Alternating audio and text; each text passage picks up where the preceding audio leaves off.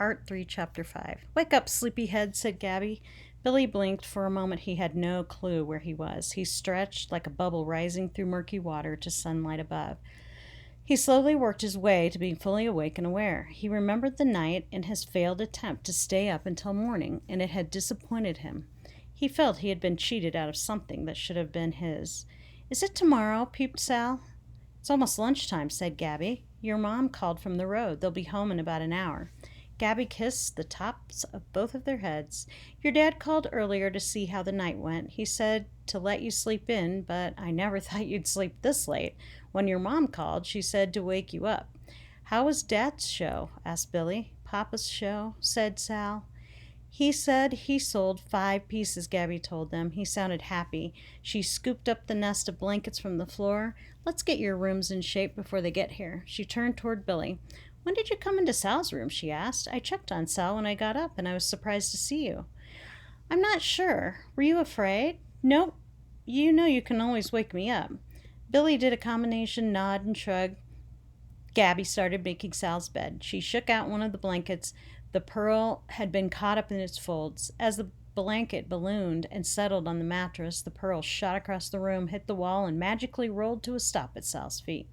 "The pearl!" cried Sal, raising herself up and down on her toes. "I forgot."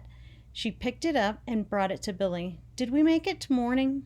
He flicked her a look that said, "You're crazy." He extended his open hand and motioned for her to give up the pearl. "Did we make it to midnight?" she asked, slipping her hand with the pearl behind her back. Her voice sounded as if she knew the answer. "What are you two talking about?" asked Gabby, as she smoothed out the bedspread. "Nothing," replied Billy. "And what is this?" Gabby was holding up Cough Drop by its tail.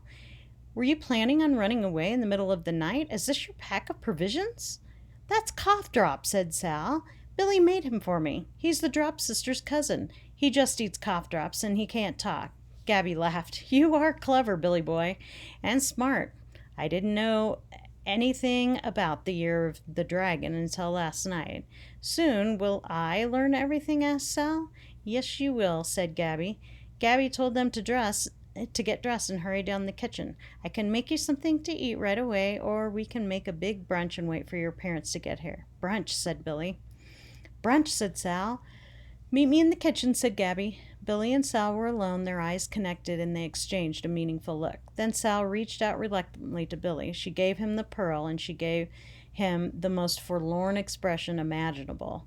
"I tried to stay awake," she said. "Me too," said Billy. "I almost did it. Did you make it to midnight?" "I might have. I'm not sure. I think so."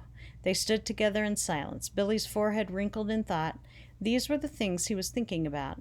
"I don't really care about the pearl. Sal helped me last night, but I can't tell her that.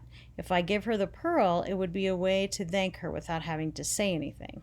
"Here," he said. "You can have the pearl, Sal." Sal took the pearl and kissed it. "Thank you, Billy." She hopped with glee and did a little dance, pulling up her nightgown by its hem and swishing it about. "See you downstairs," he called as he left. He dressed quickly and straightened his room. He looked under his bed just because. Nothing was there, of course. His mind was ricocheting from one thing to the next. He wondered if Mama would let him play with Ned today. He wondered what Gabby was making for brunch. He hoped that Mama and Papa didn't go away overnight again for a long time. When they were both gone, the air in the house was harder to breathe somehow. He moved the envelope with the dragon stamp to the middle of his desk. He wanted to get down to the kitchen fast. He could hear the promising sound of pots and pans, but he decided to do something first. He tore a piece of paper from the notebook in his backpack and wrote a letter to put in the envelope and mail. The letter said, "Dear Sal, we'll make it to morning next time. You're okay. Your brother, Billy." He knew that she couldn't read the letter by herself, but he thought she'd like it anyway. As he was stuffing it into the envelope, he heard joyful shrieks coming from below. Sal. He didn't want to be left out of anything. The envelope could be addressed and sealed and sent later. And now he could sail